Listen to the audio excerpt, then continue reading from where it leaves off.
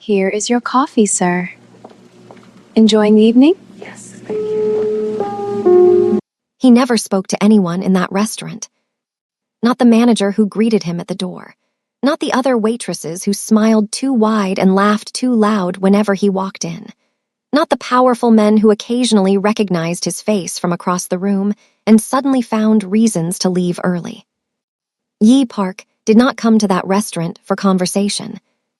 He came for the corner table, the silence, the way the amber lighting made the rest of the world feel very far away. And her, though he would never say that out loud. Zariah Monroe moved through that restaurant like she was born in it, crisp white shirt, black apron, natural curls framing a face that never learned how to hide what it felt. She laughed with her whole chest. She remembered every regular's order without writing it down. She worked double shifts without complaint and still found a reason to smile at midnight. She was, without question, the most genuine person in a room that was full of people pretending. And every single night. The man she poured coffee for, the man who watched her with careful, unreadable eyes, the man the entire city whispered about in lowered voices. Knew something she didn't. Her fiancé. The flowers, the hand kisses, the 2 more weeks and you'll never have to serve anyone again. All of it was a lie. And Yi Park had been sitting 6 feet away from it. For months. What does he know? Don't leave because this story will keep you at the edge of your sit throughout. Don't forget to like, share, and subscribe if you're new here so you do not miss other great stories. Now, let us begin. The restaurant came alive differently at night. During the day it was beautiful, polished marble floors, tall arched windows, white tablecloths pressed so cleanly they looked untouched. But at night, under the amber lighting, with the soft clink of crystal glasses and the quiet murmur of 100 quiet conversations, it became something else entirely. Something warm. Something that felt, if you weren't paying close attention, like happiness. Zariah Monroe had worked here for 4 years, and she still noticed it every single evening she walked in. She moved through the dinner rush the way she always did, unhurried, precise, completely in her element. Her white shirt was crisp despite the hour. Her black apron was tied neatly at her waist. Her natural curls were pinned back with a few loose strands falling forward, framing her face in a way that looked effortless because it was. She wasn't performing grace. She simply had it. She remembered orders without writing them down. She refilled glasses before they were empty. She laughed at the right moments and disappeared at the right moments and made every table feel like the only table in the room. Her coworkers adored her. Her regulars requested her section specifically. And tonight, like every other night, the moment the door opened and Noah Bennett walked in, the entire restaurant seemed to notice. He had that kind of presence, light stubble, short brown hair slightly tousled in a way that looked accidental but probably wasn't, soft eyes that found her immediately across the crowded room, and a smile that followed, slow, warm, certain, like she was the only fixed point in a spinning world. He crossed the floor and sat down at her table without being seated. He always did that. Zariah appeared beside him within moments, and he reached across and took her hand before she could even set down her notepad. His thumb traced a slow circle against her knuckles. 2 more weeks, he said, grinning up at her, and you'll never have to serve anyone else again. The table nearby went quiet. One of her coworkers passing behind her let out a soft sound, something between a sigh and a smile. Her manager, visible through the service window, looked over and shook his head warmly like a man watching something he already knew the ending of. Zariah laughed, real, full, warm, the kind of laugh that couldn't be manufactured. "Go home, Noah," she said, squeezing his hand once before releasing it. He stayed another 20 minutes. He always did. And when he finally left, pausing at the door to look back at her once, that same easy smile on his face, she watched him go with her heart sitting quietly and comfortably in her chest. Full, certain, unhurried. She didn't notice, in the far corner of the restaurant, barely visible through the low candlelight, a man in a tailored black suit slowly setting down his glass. He had watched the entire thing. His expression didn't shift, but his jaw tightened. Just slightly. 3 months ago, Yi Park walked into the restaurant for the first time, and the entire staff felt it before they fully understood it. It wasn't that he was loud. He wasn't. It wasn't that he made demands or caused a scene or did anything that could be pointed to specifically. It was something quieter than that. Something in the way he moved through a room like the room had already rearranged itself to accommodate him before he arrived. He requested the corner table. He requested that the music be slightly lower. He requested that his food simply arrive, no introductions, no specials of the day, no small talk of any kind. 3 different waitresses tried. The first came over with her brightest smile. He looked at her once, and she found herself apologizing for something she couldn't name and retreating to the service station. The second tried a quieter approach. He didn't even look up from his phone. She stood at the table for a full, uncomfortable minute before walking away. The third lasted slightly longer. She managed to take his drink order before something in his expression, patient, unbothered, and completely immovable, made her decide that someone else should handle table 9. Then Zaraya came over.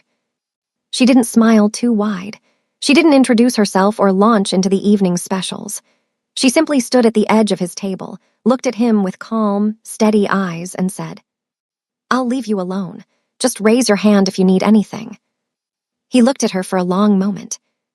Something shifted, barely, briefly, in his expression. "Fine," he said. He had come back every single night since. The staff had constructed their own mythology around him in the weeks that followed. Korean, dangerous, wealthy in a way that had nothing to do with old family money and everything to do with things nobody asked about directly. They whispered about the men who waited outside in black cars every evening, large, quiet men who stood with their hands folded and their eyes moving. They whispered about the phone calls he occasionally stepped outside to take, and how afterward the men around him seemed to stand slightly straighter, slightly more alert, like something in the air had shifted. Nobody knew exactly who Yi Park was. Nobody particularly wanted to find out. But to Zaraya, he was simply table 9. She refilled his water before he reached for it. She remembered, without being told twice, that he took his coffee black with no sugar. She never asked him questions he hadn't invited, and he never offered her anything she hadn't asked for. It was the quietest professional understanding she had with anyone in the building. Tonight, after Noah's chair sat empty, and the warmth of his visit still lingered somewhere in her chest, Zaraya passed table 9 on her way to the service station. Yi was looking at the door. The same door Noah had just walked through. Something moved across his face, unreadable, controlled, gone almost before it arrived. She paused. "Anything else?" she asked. He turned and looked at her, steady, unhurried, the way he always looked at everything. "No," he said. She walked away. He watched her go. Zaraya was not blind. She had never been blind, not to the way a room shifted when certain people entered it, not to the small, unspoken things that happened between people who thought nobody was watching.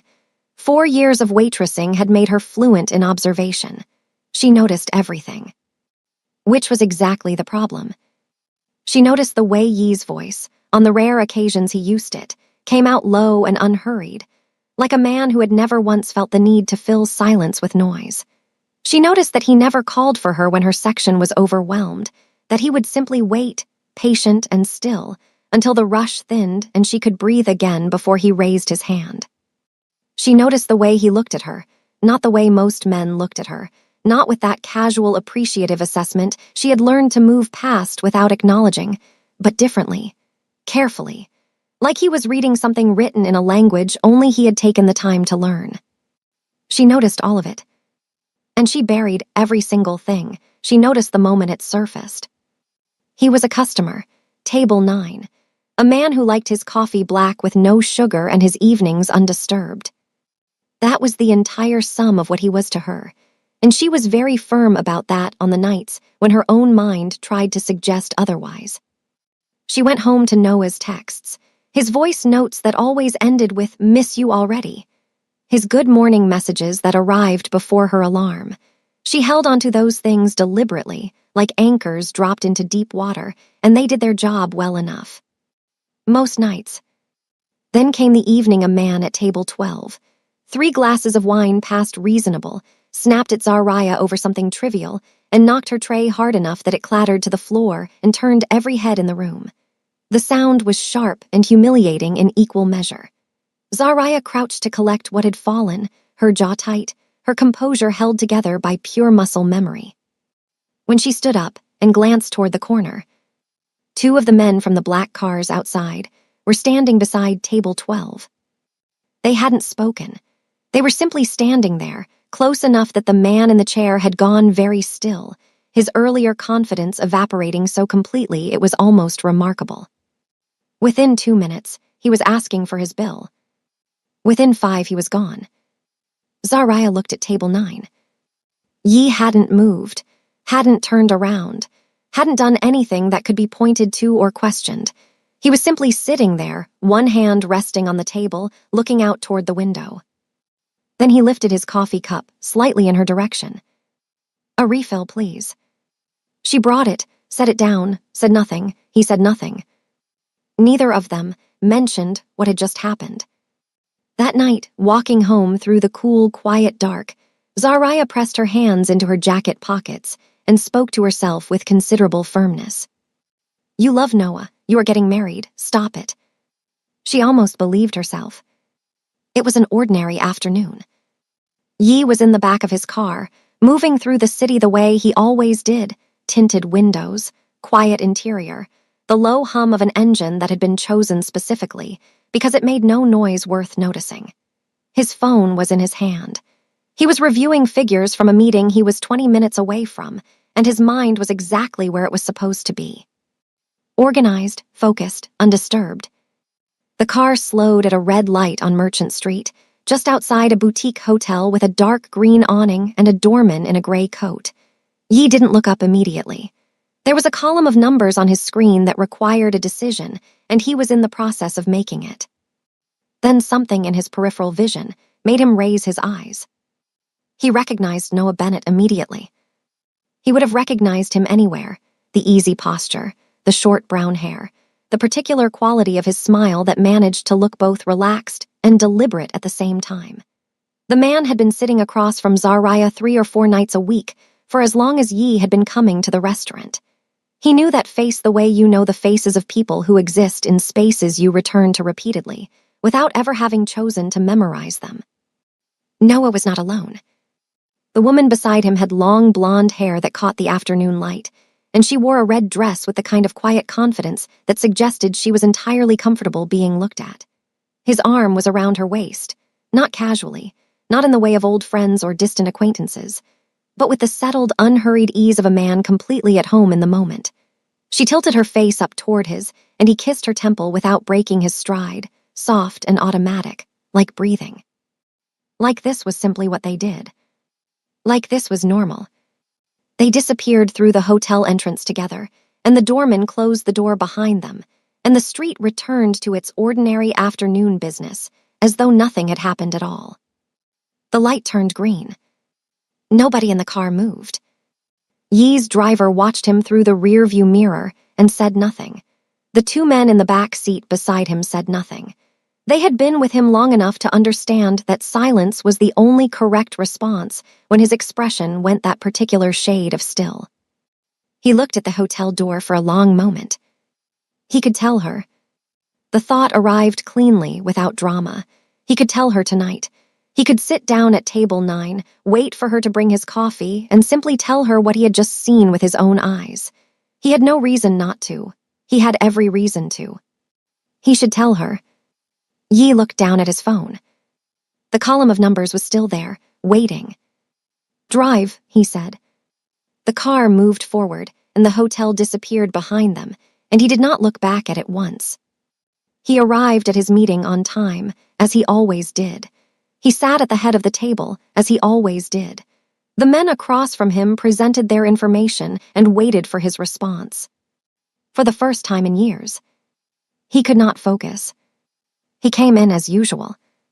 Same time, same entrance, same quiet authority that parted the room without demanding it. He settled into the corner table, and within minutes Zaraya appeared with his coffee, black, no sugar, and said it in front of him with the practiced ease of someone who had done it hundreds of times. She was about to turn away when he spoke. "Zariah." She stopped. He rarely used her name. In all the months he had been coming here, she could count on one hand the number of times he had addressed her directly rather than simply raising his hand or waiting. She turned back. He wasn't looking at his phone. He wasn't looking at the window. He was looking at her with those steady, unreadable eyes, and something in his expression was different tonight, not softer exactly, but more deliberate. Like a man who had made a decision and was seeing it through regardless of the cost. "Be careful with the people you trust," he said. She blinked. "Sorry." "Your fiancé." A pause. "Don't trust him too easily." The warmth drained from her face so completely it was almost visible, like a light being switched off behind her eyes. She stared at him. And then, slowly, the understanding arrived, or what she believed was understanding. She looked at him and she thought she saw the full shape of what was happening, and she felt something harden quietly inside her chest. When she spoke, her voice was low and controlled, but her eyes were blazing. "Mr. Park," she set his cup down on the table with careful, deliberate precision. "I know you have feelings for me. I'm not stupid. I have known for some time." She held his gaze without flinching. "But what you are doing right now, trying to plant doubt in my head about the man I love because you want me for yourself, that is manipulative, and I will not stand for it." Yi didn't move, didn't look away, didn't reach for a word in his own defense. "I'm telling you the truth," he said simply. "Don't come back to my section," she said. "I mean it." She walked away without looking back. Yi sat alone with his untouched coffee and the particular quality of silence that follows something that cannot be unsaid. He didn't go after her. He didn't call her name again or push past what she had drawn between them. He simply sat with it, the weight of knowing something she didn't, and the equal weight of having tried and been turned away. He left when the coffee went cold. He came back the following night anyway. Old habit, or something he didn't have a cleaner name for. He sat down at table 9 and straightened his jacket and waited. A different waitress arrived. Young, pleasant, slightly nervous in the way they all were initially. "Hi, I'll be taking care of you tonight." Yi looked past her across the restaurant. Zariah was at a table near the window. Her back was turned completely and deliberately toward him, her attention given entirely to the couple she was serving. She didn't glance over once. Not once. He stood up, walked to the door. It closed quietly behind him, and the restaurant carried on without missing a beat, the way restaurants always do, indifferent to the things that happen inside them. The city was different at night. Yi had always known this, had built his entire life around this particular truth, in fact. Daylight was for performances, for handshakes and appearances, and the careful maintenance of faces people needed the world to believe. But night stripped all of that away. At night, the city showed you exactly what it was, and if you knew how to look, you could see everything. He was returning late from a meeting on the east side, the car moving through quiet streets slick with recent rain, when his driver turned onto Merchant Street. Yi saw them before the car had fully slowed. Noah Bennett and Alina Vale, walking through the hotel entrance with the unhurried ease of two people who had done this many times before. Same green awning, same doorman in the gray coat, same red dress. Same hand resting at the small of her back, familiar, possessive, completely comfortable with itself. Something in Yi went very still. "Stop the car." The driver stopped. Yi sat for exactly 3 seconds. Then he opened the door himself. His men knew better than to rush, straightened his jacket, and walked across the wet pavement toward the hotel entrance. He didn't send anyone in ahead of him. This he did himself. The hotel manager was a small, efficient man in his 50s who looked up from the front desk with the practiced courtesy of someone accustomed to late arrivals. That courtesy lasted approximately 30 seconds after Yi began speaking, quietly, calmly, in that unhurried voice that had a way of making people understand very quickly that the conversation had only one possible direction. The security tapes were handed over without a single form being signed. But Yi didn't stop there. He made calls that night that most people didn't know could be made. He had people, Quiet, careful, thorough people who understood that the value of information was entirely in its completeness. He gave them Noah Bennett's name, and he gave them time, and he told them he wanted everything. They delivered within 48 hours. Hotel receipts, not just from tonight, not just from the afternoon on Merchant Street. Receipts going back 14 months, a paper trail so consistent it had its own rhythm. The same hotel, the same room category, the same midweek pattern repeated without interruption. Photographs obtained from sources that didn't require explanation. Text records that read like a relationship so established. It had inside jokes and anniversary dinners, and the comfortable shorthand of two people who had stopped pretending to be strangers a very long time ago. 14 months.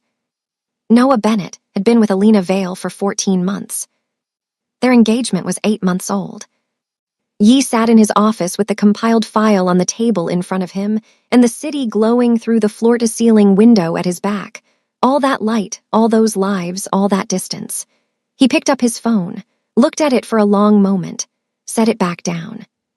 He thought about a woman with natural curls and an honest laugh who held on to love like it was the most reliable thing in the world. He thought about what it cost a person to find out they had been wrong. He went to the restaurant the next night. He left his men outside.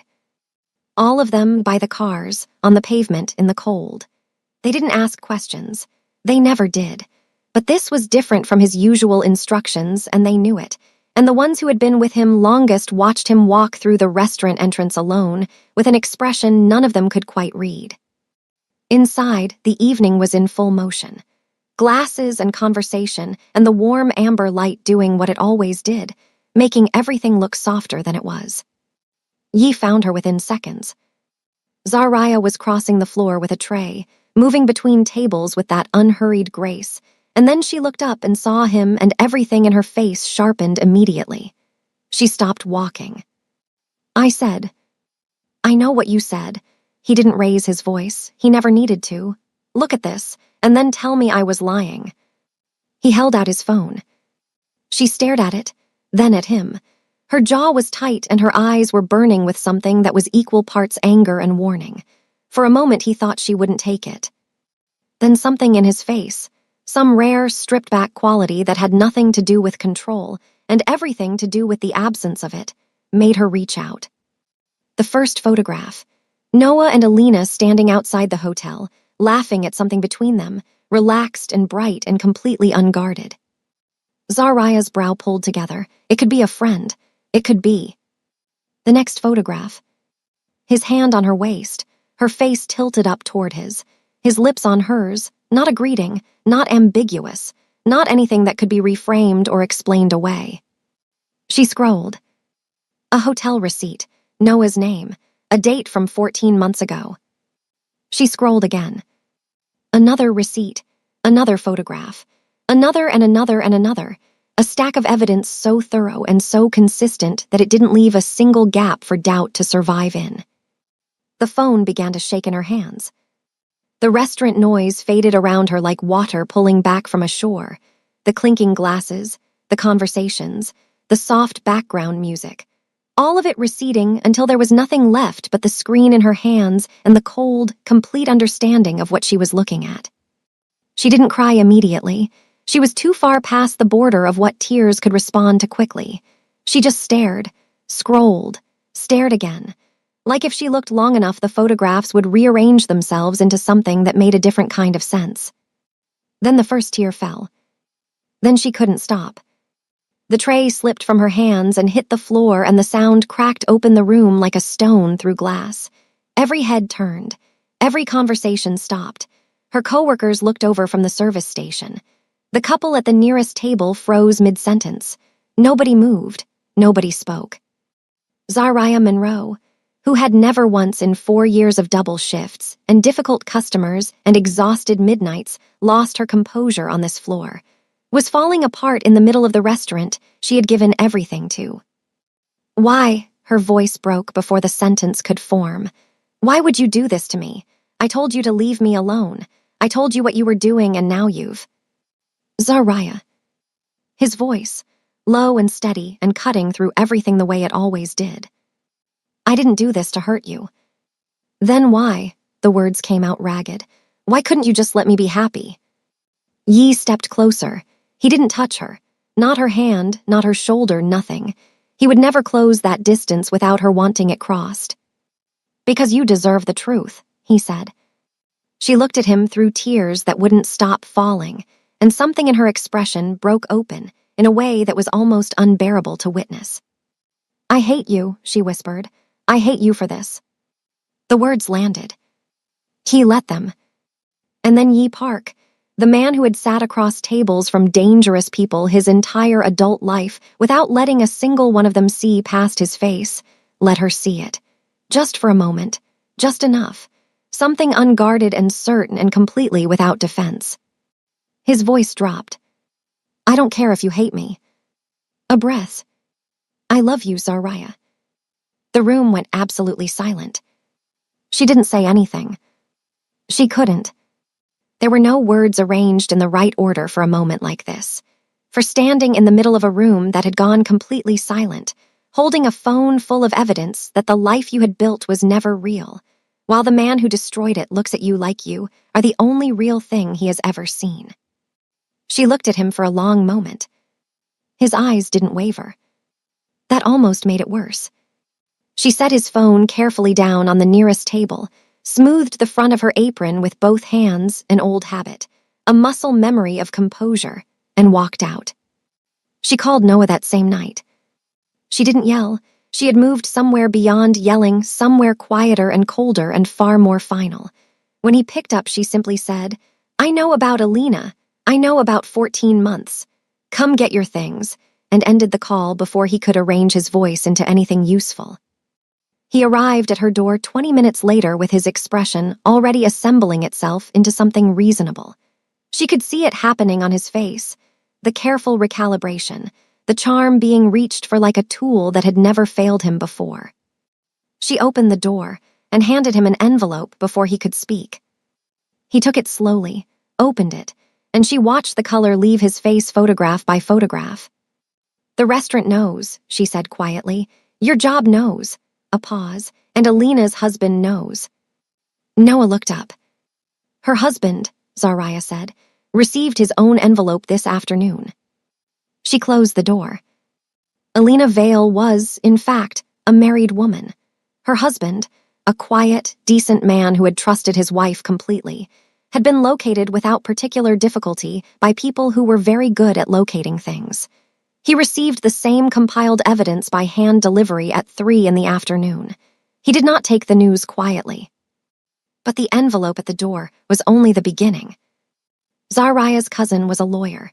Within the week, she had filed a civil fraud case so thoroughly documented it left Noah Bennett very little room to maneuver. The engagement gifts.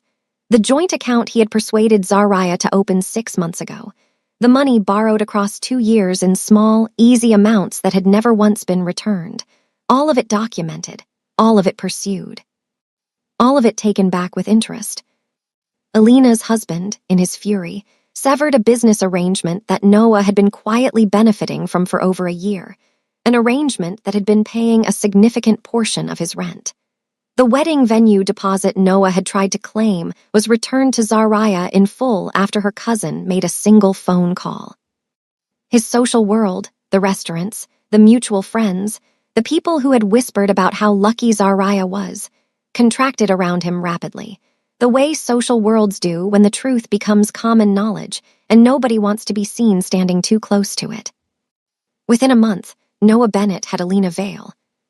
Alina Vale, who had lost her marriage and her stability and the particular thrill that had made Noah interesting to her in the first place, looked at him now in the ordinary light of consequence and found there was considerably less there than she had imagined. He had no one else. Zaraya quit her job. She couldn't go back, not to that floor, not to those tables, not to the place where 4 years of people had watched her believe so completely in something that had never been real. She handed in her resignation by message and didn't explain, and nobody who knew her asked her to. She stopped answering her phone. She stopped eating at proper hours. She sat in her apartment with the curtains pulled most of the way closed and the days moving past the windows without her, and told herself repeatedly that she was fine. She was not fine. Yi didn't call. He knew she wouldn't answer, and he respected the shape of what she needed even when it looked like disappearing. But every morning, without exception, a brown paper bag from the cafe 2 streets from her building appeared outside her apartment door. Her usual order, the one she had mentioned once in passing at the restaurant, the way people mention small things without meaning to be remembered. No note, no name, just the bag. On the 3rd morning, she opened her door while it was still being placed down and found one of his men, broad-shouldered, stone-faced, the kind of man whose presence in a hallway was quietly significant, crouching to set it carefully against the doorframe. He straightened immediately when he saw her, stood with his hands at his sides. "Mr. Park's instructions," he said simply. Then he walked away down the corridor, without another word. Zaraya stood in her doorway in the gray morning light, holding the bag with both hands, and didn't move for a very long time. It started with the breakfast bags. Then one afternoon, her phone lit up with a message from a number she had never saved, but had memorized without meaning to. "There is a good film showing tonight. I have a private screening. You don't have to come." That was all, no question mark. No pressure folded between the lines. She read it twice, set her phone face down on the cushion beside her, and sat with the curtains still half drawn and the afternoon going quietly gold outside her window. She didn't go, but she thought about it for the rest of the evening, and that, after weeks of thinking about almost nothing at all, felt like something. A week later, another message. "The restaurant I like on 5th does not deliver. I ordered too much food. You can come eat or it goes to waste." She stared at her phone for 20 minutes. Then she got up, found a clean shirt, and went. They ate in near silence at a corner table, not unlike a certain other corner table she had spent months standing beside, and it was, inexplicably, comfortable. He didn't ask her how she was feeling. He didn't bring up Noah or the restaurant or the night the tray hit the floor. He didn't perform for her or work to fill the quiet. He was simply there, present and unhurried, and she had forgotten how rare that was until she was sitting across from it again. She went home that night and slept properly for the first time in weeks. Slowly, so slowly it was almost imperceptible from the inside, she began to return to herself. He took her to quiet places she hadn't known existed. A rooftop garden above a building on the east side, where the whole city spread out below like something that couldn't hurt you from that distance. A bookshop that only opened on Thursday evenings, run by an elderly man who knew Yi by name and asked no questions. A night market full of noise and color where nobody recognized him, and he moved through it like an ordinary person, which he was not, but which he was willing to pretend for an evening. He stopped at a stall selling small carved wooden animals and held one up, a tiny elephant, no bigger than his palm, slightly lopsided. "This suits you," he said. She looked at it. "Why?" "Elephants never forget." A pause. "You have proven you have good memory." She stared at him. Was that almost a joke? "No," he said, and handed over the money to the vendor. She laughed, real and sudden and completely unguarded, and he watched it happen with the quiet attention of a man filing something carefully away somewhere he would not lose it. She learned things about him in the weeks that followed. That he had left South Korea at 22 with nothing he was willing to explain. That power had found him before wisdom did, which he acknowledged without self-pity. That somewhere in Seoul, a younger brother was completing his 2nd year of university on fees that arrived consistently and anonymously every semester, paid by a person the brother believed was a scholarship foundation. He was not a good man, by any simple measurement. He had never once pretended otherwise. But he was honest, completely, unflinchingly, sometimes exhaustingly honest. And after everything, after Noah and the photographs and 14 months of a performance she had believed with her whole heart, honesty was the most devastating thing anyone had ever offered her. She fell in love with him quietly, the way you fall asleep gradually and then all at once. He told her one evening that he needed to check on something at a private property near the coast. She had learned by then that some of his answers were not meant for her to hold, and she had made her peace with that, and so she simply nodded and went with him. It was not a property check. It was a private beach at the hour just before dark, when the sky couldn't decide between gold and violet, and the water went perfectly still, as though it too was waiting for something. There were no flowers arranged in the sand. No photographer positioned behind a rock. No music from a speaker someone had carried down from a car. He simply stopped walking, turned to face her, reached into the inside pocket of his jacket. "I don't do things the way most people do," he said. "You know that." "I know," she said softly. "I'm not going to tell you I'm perfect. I'm not going to tell you that being with me is uncomplicated." His voice was steady, as it always was, but his eyes were completely open in a way she had only seen once before, briefly, in the middle of a restaurant when everything was breaking. "But I will tell you this, and it will be the last time I say it first, because I have already said it once and I meant every word of it."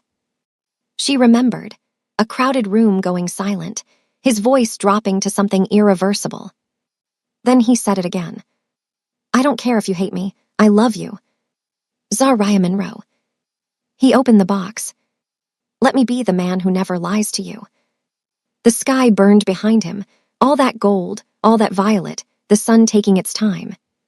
She looked at the ring, looked at him, looked at the man who had sat in the corner of a restaurant for months saying nothing, who had warned her when walking away would have been easier, who had built a file of evidence out of something that looked, from the outside, like pure devotion, who had left breakfast at her door every morning when she couldn't find a reason to open it for anything else.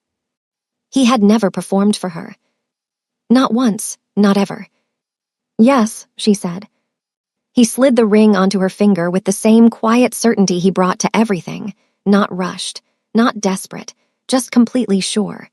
He pulled her close, and she let herself be held, and the water moved somewhere below them, and the sky finished its slow burn into dark. Zariah Monroe, who had once believed in simple things, stood on a private beach in the arms of the most complicated man she had ever known. And felt, for the first time in longer than she could name, completely safe. The most dangerous man in the city held her like she was the only thing he had ever chosen to protect. And for the first time in her life, she believed it.